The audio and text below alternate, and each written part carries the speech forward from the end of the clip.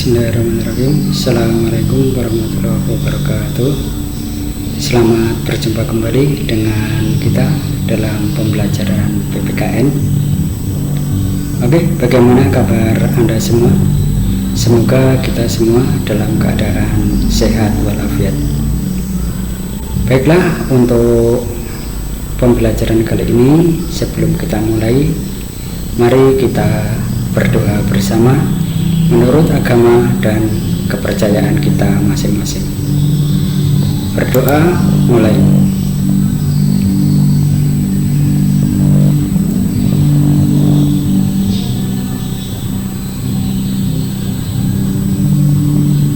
Selesai. Ya, pada pertemuan kali ini adalah masih membahas sistem dan dinamika demokrasi Pancasila, yang merupakan pertemuan yang keempat, pertemuan yang terakhir sesuai peta konsep yang kita sampaikan kemarin. Atau kita lihat juga untuk mengingat kembali peta konsepnya, yang mana yang pertama mengenai hakikat demokrasi, kedua pengklasifikasian demokrasi, ketiga perkembangan demokrasi di Indonesia. Semuanya sudah kita bahas bersama dan mudah-mudahan Anda juga lebih paham. Oke, untuk yang pertemuan keempat ini adalah membangun kehidupan demokrasi di Indonesia. Membangun kehidupan demokrasi di Indonesia.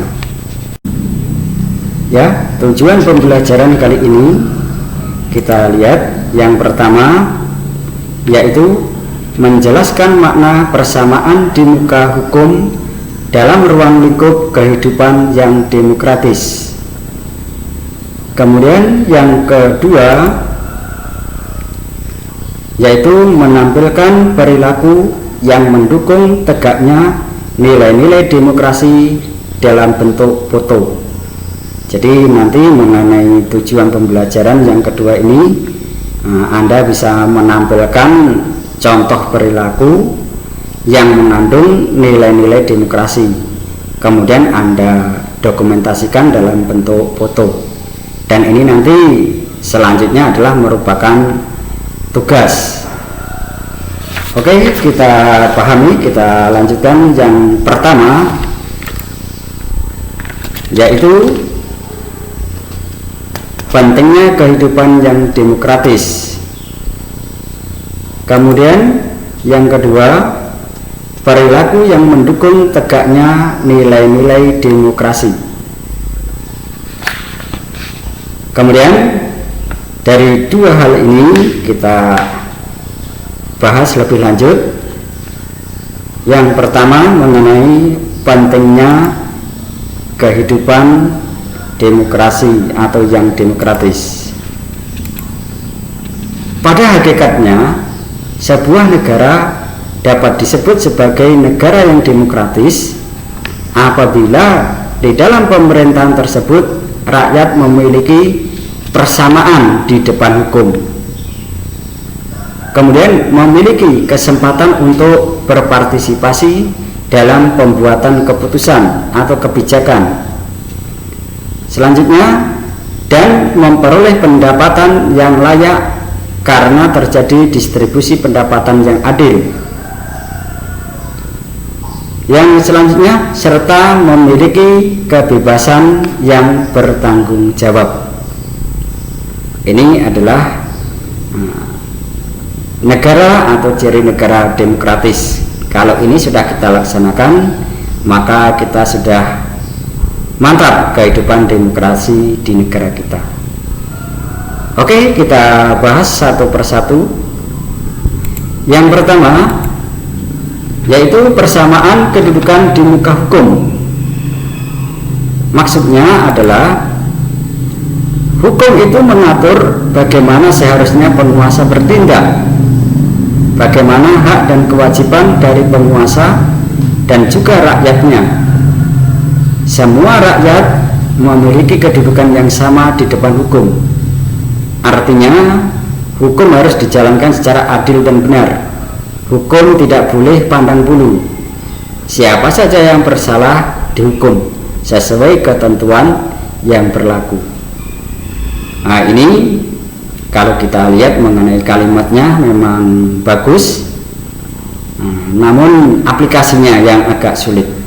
Maka ini adalah tugas bagi kita semua untuk berlatih menegakkan hukum, terutama dari diri pribadi kita sendiri, yaitu kita jangan sampai melanggar tata tertib, baik itu di lingkungan sekolah, di lingkungan masyarakat, atau bahkan dalam ruang lingkup nasional atau kenegaraan, seperti mencuri, menjamret, merampok, bahkan ya itu jangan kita laksanakan demi menegakkan keadilan.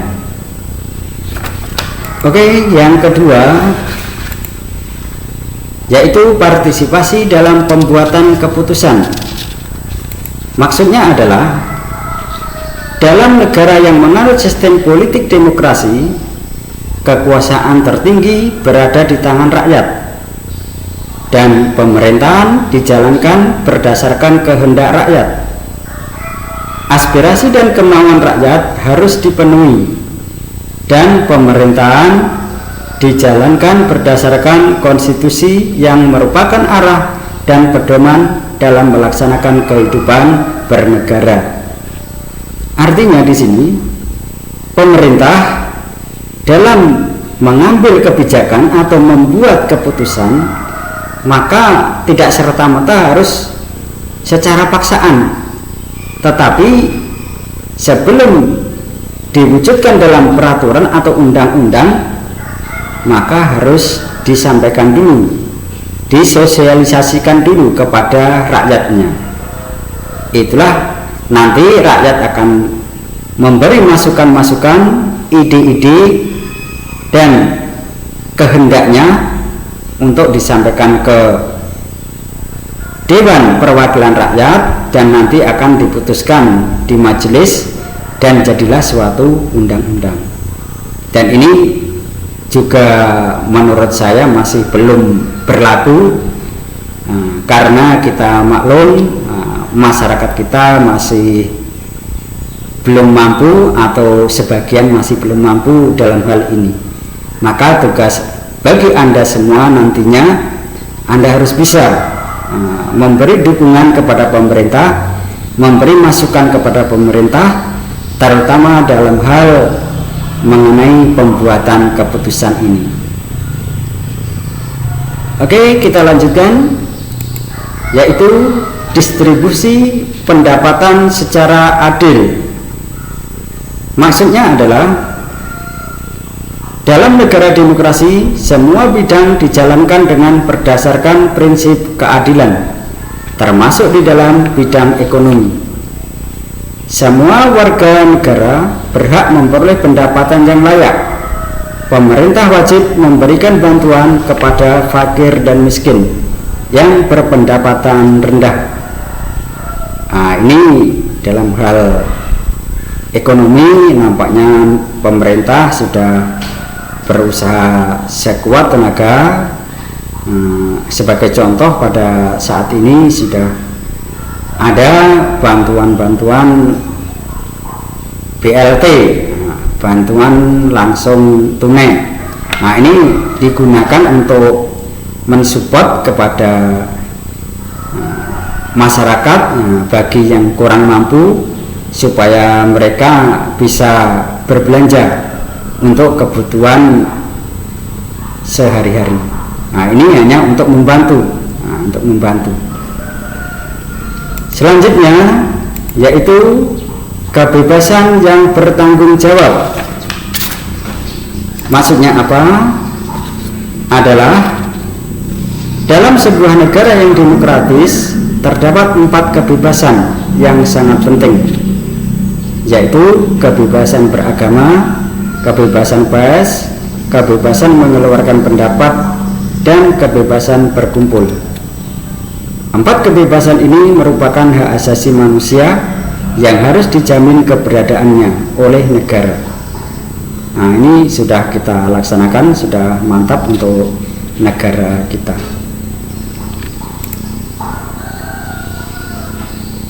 Kemudian kita lanjutkan mengenai perilaku yang mendukung tegaknya nilai-nilai demokrasi. Apa saja perilaku yang mendukung tegaknya nilai demokrasi? Kita lihat bagaimana caranya supaya kita dapat menjalankan kehidupan yang demokratis. Untuk menjalankan kehidupan demokratis, kita bisa memulainya dengan cara menampilkan beberapa prinsip di bawah ini dalam kehidupan sehari-hari. Ya, ini mohon perhatikan. Ini nanti salah satunya harus Anda praktekkan, kemudian Anda dokumentasikan dalam bentuk foto tadi sesuai tujuan pembelajaran di muka. Apa saja prinsip itu? Oke, yang pertama adalah membiasakan diri untuk berbuat sesuai dengan aturan main atau hukum yang berlaku. Sebagai contoh, ini perhatikan, karena ini nanti juga berbentuk tugas yang ada di tujuan pembelajaran tadi. Sebagai contoh begini, membiasakan diri sesuai hukum yang berlaku. Contohnya, Anda pada saat mengendarai sepeda motor, Anda menggunakan helm, kemudian lampu depan dihidupkan, dan Anda lewat jalur sebelah kiri. Kemudian kawan Anda suruh mendokumentasikan atau mengambil gambar kejadian tersebut. Nah, maka itu merupakan tugas nantinya pada tujuan pembelajaran yang kedua tadi. Itu sebagai contohnya. Nah, contoh yang lain Anda bisa mencari sendiri. Atau kita lanjutkan. Yang kedua, yaitu membiasakan diri bertindak demokratis dalam segala hal. Bertindak demokratis maksudnya kita harus menganggap semua di antara kawan, di antara kita itu mempunyai kedudukan yang sama. Misalkan dalam bermusyawarah, maka kalau ada anggota yang usul dengan mengangkat tangan, maka kita harus memberi kesempatan.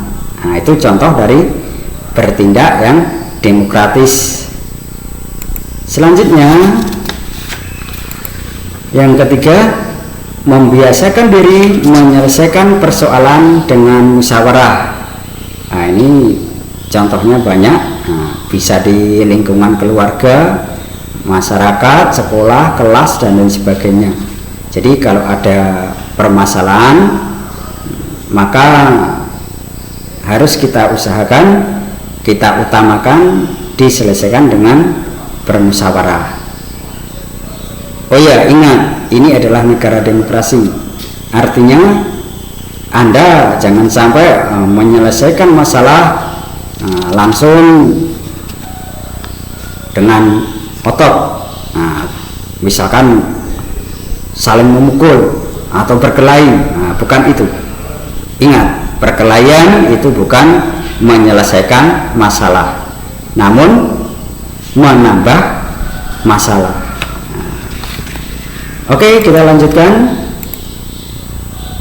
yaitu membiasakan diri mengadakan perubahan secara damai, tidak dengan kekerasan. Artinya di sini mengadakan perubahan secara damai itu jika ada suatu hal yang baru, maka harus kita sosialisasikan dengan baik. Contoh ini kemarin di desa-desa itu mendapat BLT, bantuan langsung tunai, ada yang tidak kebagian atau tidak dapat. Nah, maka itu harus kita selesaikan dengan cara damai. Jangan langsung marah-marah ke kantor desa, tahu-tahu langsung mukul kaca, mecahin kaca, banting pintu. Bukan seperti itu. Nah, maka kita harus mulai dari Anda membiasakan diri dalam hal mengadakan perubahan secara damai. Bagaimana aturannya? Diikuti, mungkin lapor ke RT, mungkin lapor ke RW, kemudian minta penjelasan ke pihak yang berwenang. Ini adalah merupakan tindakan membiasakan diri dalam hal yang damai. Oke, selanjutnya yaitu membiasakan diri untuk memilih pemimpin-pemimpin melalui cara-cara yang demokratis. Ini kalau kemarin-kemarin mungkin pada masa pemilu itu atau masa kampanye, banyak itu anggota-anggota atau calon calon anggota dewan itu memberi semacam bingkisan yang tujuannya supaya mendukung mereka, memilih mereka. Maka ini Anda harus bersikap adil, bersikap bijaksana. Maksudnya bagaimana? Maksudnya kita dalam memilih pemimpin atau calon pemimpin nantinya harus dengan cara yang demokratis. Maksudnya tidak hanya sebatas bingkisan atau hadiah Anda terus memilih orang tersebut. Itu kurang tepat. Maka dalam hal ini, dalam memilih pemimpin yang demokratis bagaimana? Ya, kalau yang dipilih itu adalah calon pemimpin, maka Anda harus memilih sesuai dengan ciri-ciri atau karakter pemimpin yang baik. Tentunya Anda juga harus bertanya atau mencari tahu bagaimana sikap atau karakter daripada calon pemimpin tersebut. Dan nanti kalau sudah ketemu yang baik atau yang paling baik, baru Anda tentukan pilihan Anda di bilik tempat pemungutan suara atau TPS. Oke, selanjutnya selalu menggunakan akal sehat dan hati nurani luhur dalam musyawarah. Ini dalam bermusyawarah lagi, kita harus menggunakan akal yang sehat. Jangan sampai menyelesaikan masalah sudah betul caranya dengan musyawarah, tapi tidak dengan akal yang sehat. Contohnya bagaimana nih? Perhatikan, misalkan ada anggota masyarakat itu melanggar adat, akhirnya mereka bermusyawarah, anggota masyarakat tersebut. Oke, musyawarah kita putuskan anak ini kita telanjangi, suruh keliling kampung. Itu bukan menggunakan akal yang sehat. Ini bahkan nanti akan melanggar norma-norma kesusilaan dan lain sebagainya. Selanjutnya yaitu selalu bertanggung jawab hasil keputusan musyawarah, baik kepada Tuhan Yang Maha Esa, masyarakat, bangsa dan negara, bahkan secara pribadi. Ini mengenai musyawarah yang tadi, tidak boleh sewenang-wenang menggunakan kehendak masing-masing, tapi harus dengan akal yang sehat, karena ini hasil musyawarah itu nantinya akan kita pertanggungjawabkan, pertama kepada Tuhan Yang Maha Esa, kepada masyarakat, bangsa dan negara, bahkan kepada diri kita masing-masing, diri pribadi.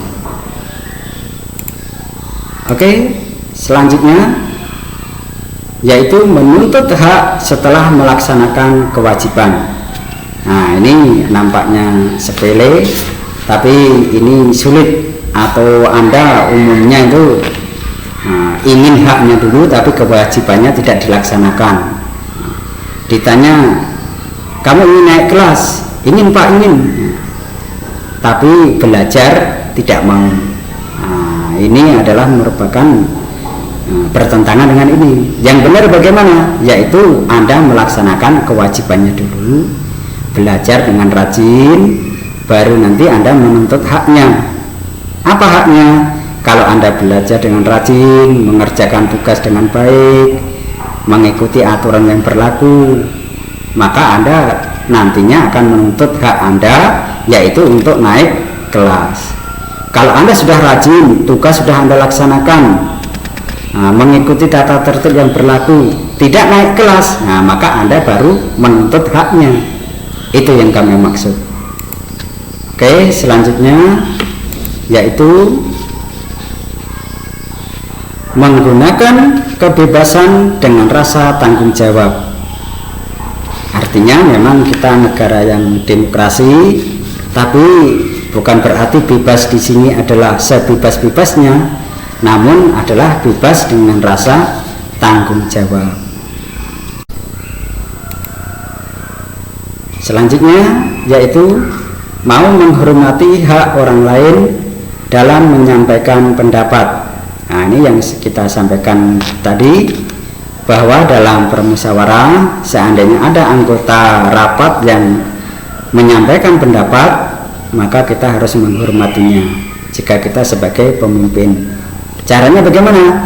Yaitu ya kita perhatikan, kita diam, dan juga tidak kita penggal atau kita potong kalimatnya. Jangan sampai ini yang usul belum selesai, Anda salah bukan begitu. Nah, itu namanya memotong pembicaraan orang lain. Selanjutnya yaitu membiasakan diri memberikan kritik yang bersifat membangun. Nah, ini bagi yang anggota rapat tadi atau kita yang berada menjadi anggota atau bawahan, kita harus membiasakan diri kalau mengkritik yang sifatnya ya yang membangun atau yang bersifat demi kebaikan. Ini kebanyakan kalau masyarakat kita ya, ini coba perhatikan, kalau menyalahkan itu pandai sekali, tapi kalau membenarkan nggak tahu, nggak bisa. Kalau kawan salah langsung ditertawain, dia sendiri suruh melaksanakan, tidak bisa. Nah, ini maka ini tugas bagi Anda semua, anak-anakku semuanya.